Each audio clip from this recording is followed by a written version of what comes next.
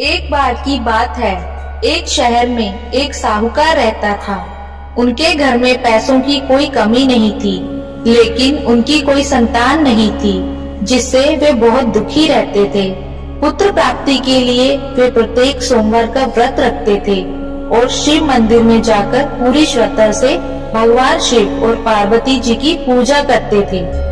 उनकी भक्ति देखकर एक दिन माता पार्वती प्रसन्न हुई और उन्होंने भगवान शिव से उस साहूकार की इच्छा पूरी करने का अनुरोध किया।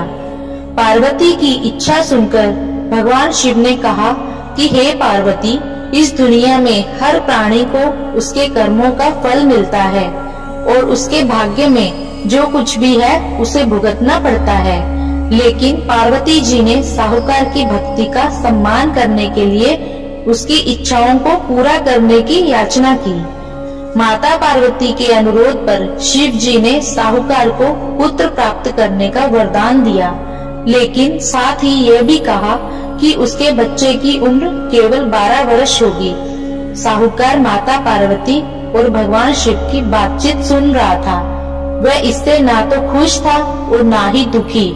वह पहले की तरह शिव की पूजा करता रहा। कुछ समय बाद साहूकार के एक पुत्र का जन्म हुआ। जब बालक 11 वर्ष का हुआ तो उसे पढ़ने के लिए काशी भेज दिया गया।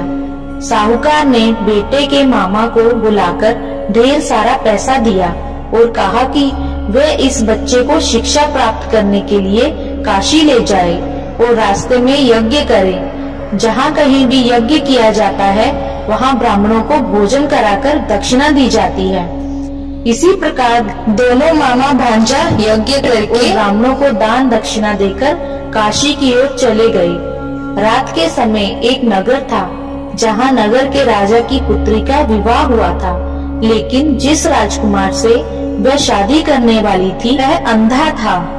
राजकुमार ने इस तथ्य को छिपाने की एक योजना के बारे में सोचा कि उसके बेटे की एक आंख नहीं है। साहूकार के बेटे को देखकर उसके मन में एक विचार आया। उसने सोचा क्यों ना इस लड़के को दूल्हा बनाकर राजकुमारी से शादी करा दी जाए। शादी के बाद मैं इसे पैसे के साथ भेज दूंगा और राजकुमारी को अपने शहर ले जाऊंगा। लड़के की शादी दूल्हे के कपड़े पहनकर राजकुमारी से कर दी गई, लेकिन साहूकार का बेटा ईमानदार था। उसे यह उचित नहीं लगा। मौका पाकर उसने राजकुमारी की चुन्नी के किनारे पर लिखा कि तुम्हारी शादी तो मुझसे हो गई है, लेकिन जिस राजकुमार के साथ तुम्हें भेजा जाएगा वह आंख का काना है। मैं काशी पढ़ने जा रहा हूँ। राजकुमारी ने जब चुन्नी पर लिखी बातें पढ़ी तो उसने यह बात अपने माता पिता को बताई।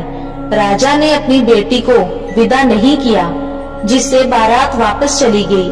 उधर साहूकार का लड़का और उसके मामा काशी पहुँचे और वहाँ जाकर उन्होंने यज्ञ किया। जिस दिन बालक 12 वर्ष का हुआ उस दिन यज्ञ हुआ। लड़के ने अपने मामा से कहा कि मेरी तबीयत ठीक नहीं है।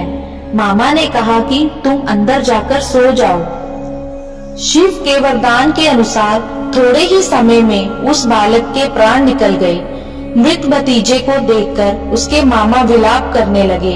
संयोग से शिव और माता पार्वती उसी समय वहाँ से जा रहे थे। पार्वती ने भगवान से कहा, स्वामी, मैं इसके रोने की आवाज को सहन नहीं कर सकती। आपको इस व्यक्ति की पीड़ा को दूर करना चाहिए। जब शिव मृत बालक के पास गए तो उन्होंने कहा कि यह उसी साहूकार का पुत्र है जिसे मैंने 12 वर्ष की आयु का वरदान दिया था। अब इसकी उम्र हो गई है।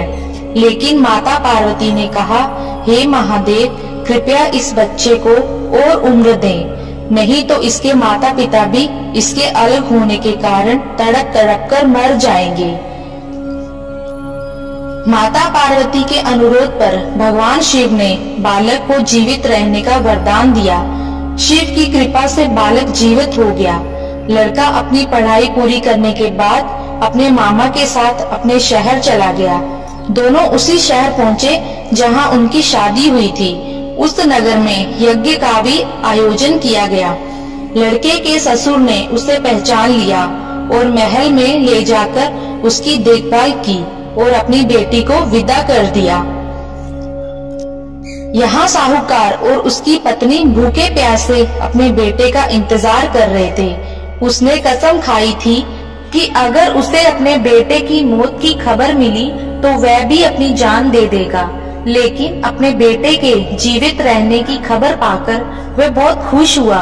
उसी रात भगवान शिव ने व्यापारी के सपने में आकर कहा, हे श्रेष्ठी, मैंने सोमवार का व्रत करके और व्रत कथा सुनकर प्रसन्न होकर आपके पुत्र को लंबी आयु दी है। इसी प्रकार जो कोई भी सोमवार का व्रत रखता है या कथा को सुनकर और पढ़ता है, उसके सभी दुख दूर हो जाते हैं और उसकी सभी मनोकामनाएं पूरी होती हैं। ओम नमः शिवाय।